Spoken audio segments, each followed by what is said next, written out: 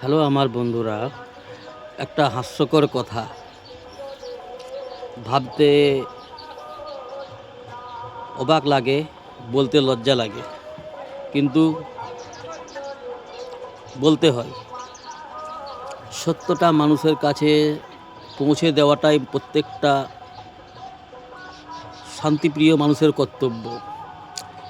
আমাদের ভারতবর্ষে আমরা গর্বিত, আমরা ভারতবাসী, আমরা বঙ্গবাসী, পশ্চিম বাংলার নাগরিক, ভারতবর্ষের, আমাদের প্রিয় ভারতবর্ষের নাগরিক। এতে আমি বড় গর্বিত। তো বন্ধুরা, আমাদের ভারতবর্ষে একটি রাজনীতি দল, যে রাজনীতি দলটি মিথ্যার ভিত্তিতেই টিকে আছে, চুরির ভিত্তিতে টিকে আছে। তো এমন একটা মিথ্যুক পার্টি যে জনতাকে মিথ্যা প্রতিশ্রুতি দিয়ে 2014 থেকে কল কবজা করে মোটামুটি ভারতবর্ষটাকে দখল করে কুর্সিতে বিদ্যমান হয়েছে। সে একটা পার্টি, এমন একটা দল যে মন্দিরের স্বর্ণকে বিক্রি করে, মন্দিরের স্বর্ণকে চুরি করে গায়েব করে দিয়েছে, সেখানে পিতল লাগিয়ে দিয়েছে। সেই পার্টিটা, মিথ্যুক যে একটি রাজনীতি দল,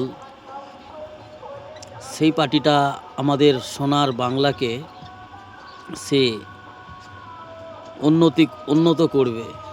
মানে আমাদের পশ্চিম বাংলা, আমাদের পছন্দের বাংলা সে ব্রোঞ্জের বানিয়ে দেওয়ার প্ল্যানিং করেছে। পশ্চিম বাংলার সমস্ত সোনার সম্পদকে লুটপাট করে একে ব্রোঞ্জে বদলে দেবে, ব্রোঞ্জ বানিয়ে দেবে। আমাদের সোনার বাংলাকে ব্রোঞ্জ বানিয়ে কাঙ্গাল বানিয়ে দেবে। তো আমাদের পশ্চিম বাংলায় আসতে চাইছে। দুঃখজনক, আমাদের বাংলার কিছু মূর্খ সমাজের মানুষ, যারা ডাহা মূর্খ, তারা সেই মিথ্যুক পার্টির কিছু নেতাদের কথাতে বিশ্বাসিত। জানি না ওতে ওদের স্বার্থ কী আছে, কিছু তো স্বার্থ অবশ্যই আছে।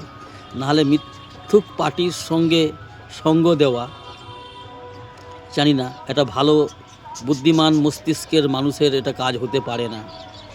তো আমার বাংলাভাষী বন্ধুরা, সতর্ক থাকবেন এমন মিথ্যুক মানুষদের থেকে। সে যেই ধর্মের হোক, যেই বর্ণের হোক, আর যেই ছদ্মবেশী যেই পোশাকেই হোক না কেন, এমন মিথ্যুক যারা ধোঁকাবাজ মানুষ আমাদের দেশ জুড়ে বহুরূপী অগণিত রয়েছে। আমাদের বাংলাতেও অগণিত রয়েছে, বহু রূপে ছদ্মবেশী। তো কিছু আমাদের সমাজেও রয়েছে, আমাদের মুসলিম সমাজে। কি হুমায়ুন কবির নাকি হনুমান কবির, আমি তোকে হনুমান কবির বলি, যে ওই ছ্যাঁচ্চর মানুষটার এত সুন্দর নাম মানায় না। হুমায়ুন কবির এত সুন্দর নামটা ওই ছ্যাঁচ্চর মানুষটার জন্য শোভনীয় হয় না। তো যাই হোক, ওর নাম হনুমান গভীর, এরকম একটা নাম হওয়া উচিত ছিল। আরও আছে কি নুসাদ ওবস সিদ্দিকি নাকি, এরকম সব নাম আছে বিভিন্ন। তো যাই হোক, সতর্ক থাকবেন, সাবধান থাকবেন। আশা রাখছি আমাদের বাংলা যথেষ্ট ভারতবর্ষের মধ্যে একটা সুন্দর রাজ্য, এবং সুন্দরভাবে পরিচালনা করছেন আমাদের জননেত্রী, আমাদের সম্মানীয় মাননীয় দরদি, একটি বাংলা দরদি এবং দেশ দরদি একটি মহিলা, যিনি মমতা বন্দ্যোপাধ্যায়। আর মেয়েটা অতি শীঘ্রই, আমার আশা, আমার বিশ্বাস, অতি শীঘ্রই ভারতবর্ষের পিএম হতে চলেছে। ভারতবর্ষের প্রধানমন্ত্রী হওয়ার যোগ্য রাখেন যিনি, তিনি আজকের দিনে শুধুমাত্র মাননীয় সম্মানীয়